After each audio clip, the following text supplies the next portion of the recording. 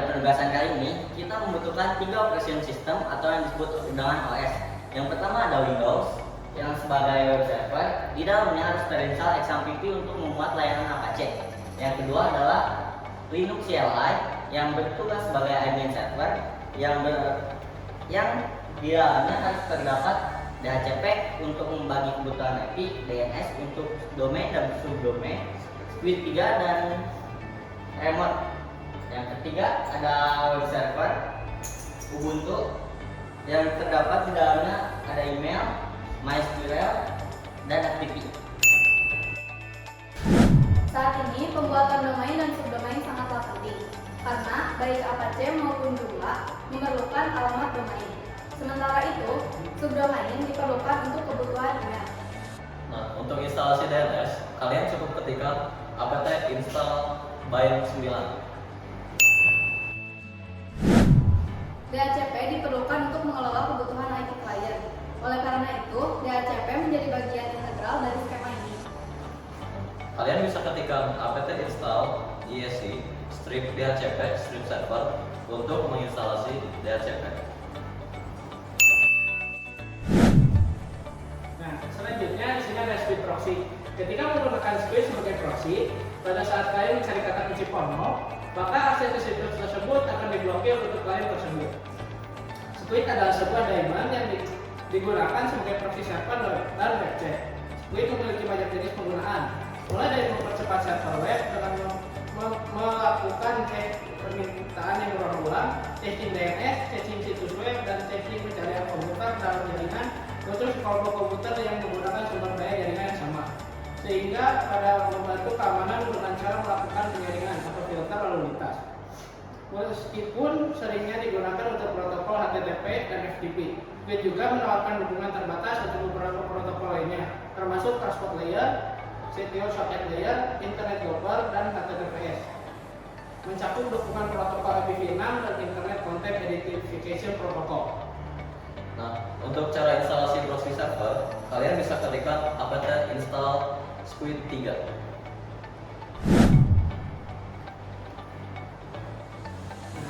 Selanjutnya di sini ada IP tables, memiliki peran penting dalam meruntuhkan lalu lintas jaringan ataupun ketujuan yang sesuai. IP tables adalah tools atau aplikasi yang berfungsi sebagai firewall dalam sistem operasi Linux. Dengan IP tables, Anda bisa mengatur lalu lintas jaringan dalam server seperti mengizinkan, memblokir, atau melewatkan koneksi masuk dan keluar, mengelola port, dan lain sebagainya. IP tables memiliki peran penting, yaitu merouting dari setiap IP address dan portnya. Cara menginstal IP tables, kalian dapat ketikkan apt install IP tables.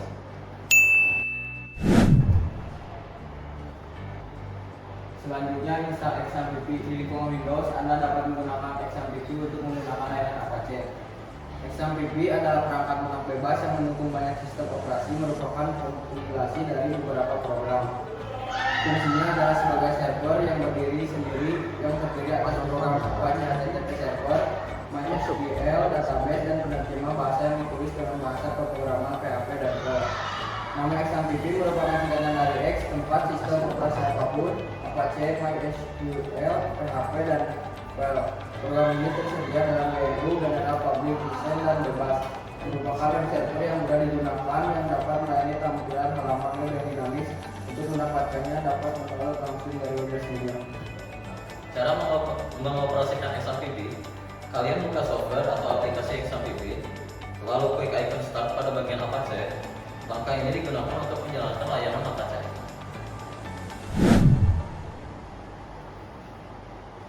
Selanjutnya konfigurasi XAMPP, buatlah file HTML untuk menampilkan halaman internet positif. Untuk mengonfigurasi XAMPP, kalian buka file folder, lalu cari folder XAMPP, dan buat HTML web blog di sana. Selanjutnya ada Doficode atau Postfix. Untuk pengaturan email pada Linux UI, instalasi dan konfigurasi Doficode, Postfix diperlukan sebagai utilitas email.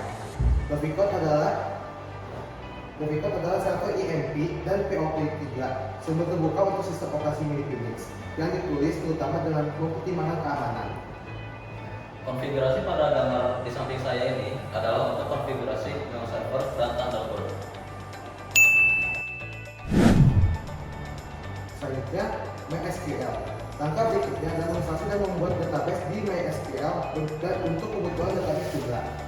MySQL sendiri adalah DBMS jenis relasional yang bersifat open source yang paling populer saat ini, sehingga MySQL bersifat gratis untuk digunakan. Cara menginstalasi Joomla di Ubuntu adalah langkah pertama, kalian membuat direktori bernama Joomla di folder /var/www/html. Lalu kalian copy file instalasi Joomla di direktori /var/www/html/joomla. Lalu kalian ekstrak file instalasi Joomla di sana. Dengan begitu, Joomla berhasil terinstall. Yang kaya ada FTP. FTP digunakan untuk menyimpan data dari klien. FTP sendiri atau File Transfer Protocol adalah protokol komunikasi standar yang digunakan untuk transfer file komputer dari server ke klien di jaringan komputer. Ketik sudo apt install vsftpd untuk menginstal FTP pada Ubuntu kalian.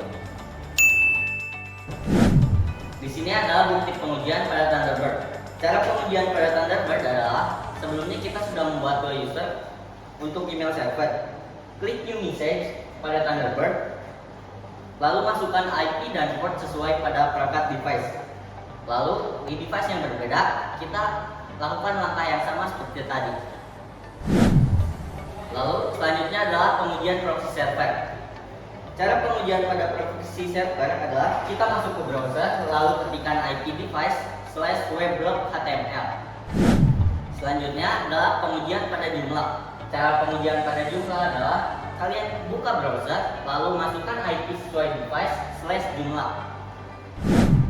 Selanjutnya adalah pengujian FTP. Cara menguji FTP adalah kalian buka folder file, lalu kalian pilih menu network dan masukkan IP dari FTP servernya. Langkah selanjutnya, kita akan menguji pada remote server atau secure shell. Kita di sini menggunakan aplikasi pihak ketiga yaitu Putty. Buka software Putty, lalu masukkan IP address sesuai device. Yang terakhir adalah pengujian pada DHCP server. Cara pengujian pada DHCP dengan menggunakan access point lalu dikonfigurasi. Setelah itu, sambungkan ke perangkat handphone dengan menggunakan metode statik. Sekian penjelasan dari kami. Semoga bermanfaat ya ilmunya. Mohon maaf bila ada kekurangan. Assalamualaikum.